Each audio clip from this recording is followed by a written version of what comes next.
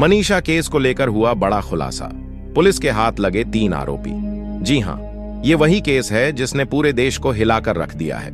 लोग लगातार सवाल कर रहे थे कि आखिरकार कब मिलेगा इंसाफ, और अब इस बीच पुलिस ने दावा किया है कि उन्हें 3 ऐसे लोग मिले हैं जिन पर शक गहराता जा रहा है।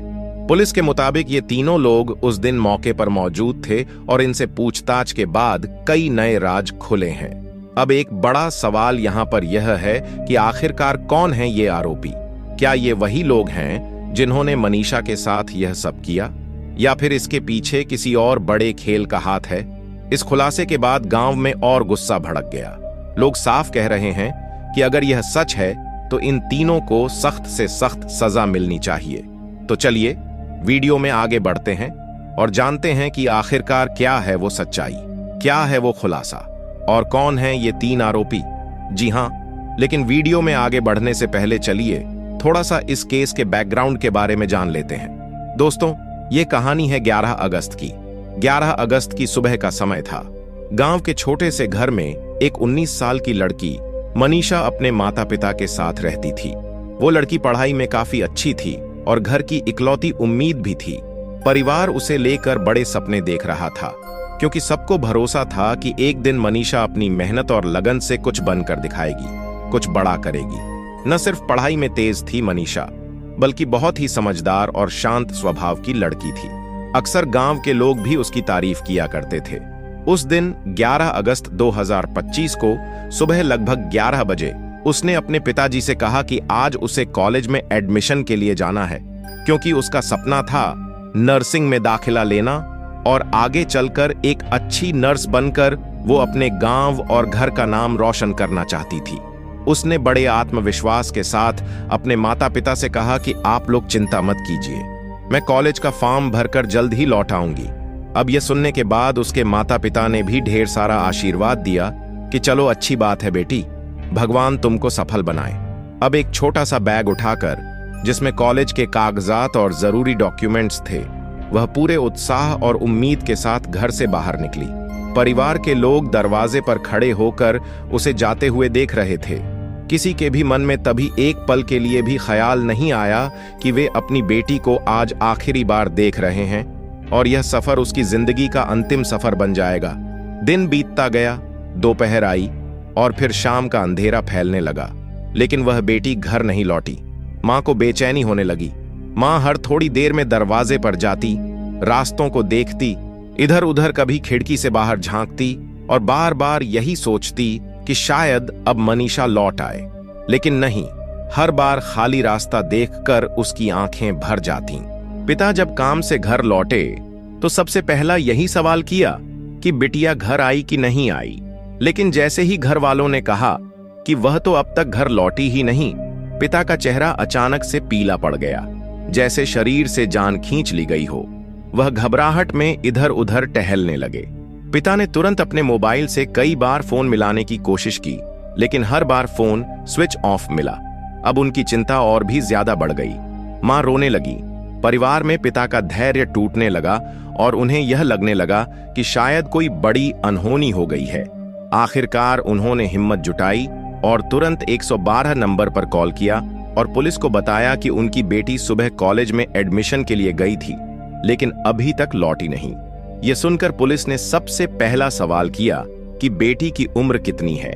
पिता ने कांपती हुई आवाज में कहा कि मेरी बेटी 19 साल की है।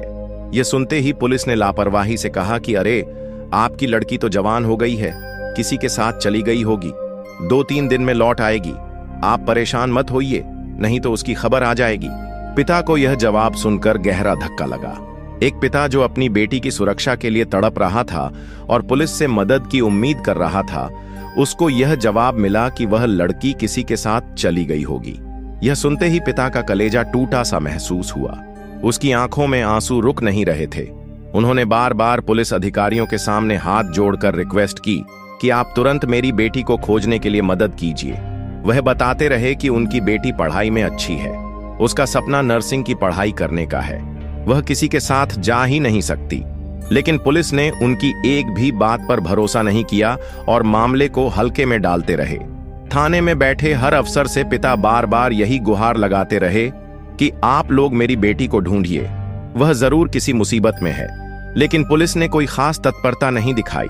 न तो तुरंत खोजबीन की गई और न ही कोई टीम मौके पर भेजी गई। मजबूर होकर पिता खुद ग्रामीणों के साथ बेटी की तलाश में निकल पड़े। दिन हो या रात, उन्होंने बिना थके अपनी बच्ची को खोजा। गांव की गलियां, आसपास की सड़कें, खेत, यहां तक कि नालों और सुनसान रास्तों में भी जाकर बेटी का नाम पुकारते रहे, लेकिन हर बार खाली हाथ लौटे। उनके साथ पूरा परिवार और गांव के लोग भी रोते बिलखते उनकी बेटी को ढूंढते रहे। मां की हालत ऐसी हो गई कि वह बेहोश जैसी हो गई थी। 2 दिन तक परिवार खुद अपनी आंखों से रोते हुए बेटी को खोजता रहा, लेकिन न बेटी का फोन मिला, न ही कोई सुराग। फिर 13 अगस्त की सुबह गांव से थोड़ी दूरी पर स्थित सिंघानी इलाके में किसान ने जब अपने खेत में काम करने के लिए प्रवेश किया तो अचानक से उसकी नजर एक झूती पर पड़ी। किसान को यह बड़ा अजीब लगा, क्योंकि आसपास कोई दिखाई नहीं दे रहा था। उसने सोचा कि शायद किसी गुजरने वाले की गिर गई होगी, लेकिन जैसे ही उसने ध्यान से देखा तो जूती किसी लड़की की लग रही थी। किसान का मन बेचैन हो उठा। उसने थोड़ा आगे कदम बढ़ाया तो सामने का दृश्य देखकर उसकी रूह कांप गई। वहां एक युवती का शरीर पड़ा हुआ था, जिसकी हालत इतनी खराब थी कि देखकर वह दहशत में आ गया। वह जोर से चिल्लाया और कांपते हाथों से अपना सिर पकड़ लिया। उसकी हालत देखकर खेत में काम करने वाले दूसरे लोग भी वहां पहुंच गए और यह दृश्य देखते ही हर किसी के पैरों तले जमीन खिसक गई। तुरंत गांव के लोग इकट्ठा हो गए और माहौल शोक में बदल गया। किसान ने बिना देर किए गांव के सरपंच को सूचना दी और फिर पुलिस को खबर दी। थोड़ी ही देर में पुलिस मौके पर पहुंची और शरीर को देखकर वह भी हैरान रह गई, क्योंकि उसके शरीर पर गहरे घाव और चोटों के निशान थे। कपड़े बुरी तरह से फटे हुए थे और चेहरे पर भी काफी अजीब और गहरे निशान थे। ऐसा लग रहा था कि जैसे उस पर बेरहमी से हमला किया गया हो। यह दृश्य इतना डरावना था कि वहां मौजूद हर इंसान कांप उठा। लोगों की आंखों में डर और गुस्सा दोनों साफ झलक रहा था। अब पुलिस को अंदेशा हो गया था कि यह लड़की वही लड़की हो सकती है जिसकी गुमशुदगी की रिपोर्ट 2 दिन पहले दर्ज करवाई गई थी।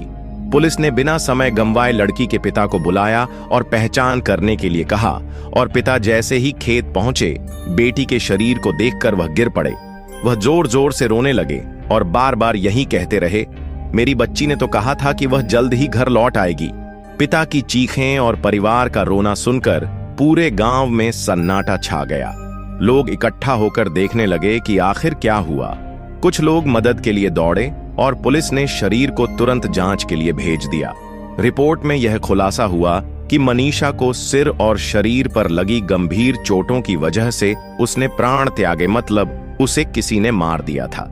यानी यह किसी साधारण दुर्घटना का मामला नहीं था, बल्कि यह एक सुनियोजित कांड था। अब गांव में गुस्सा और भी बढ़ गया। लोग बार बार यही पूछ रहे थे कि आखिर कौन है यह दरिंदा जिसने मनीषा की जिंदगी छीनी। और वहीं पुलिस की जांच में धीरे धीरे 3 संदिग्धों के नाम सामने आए।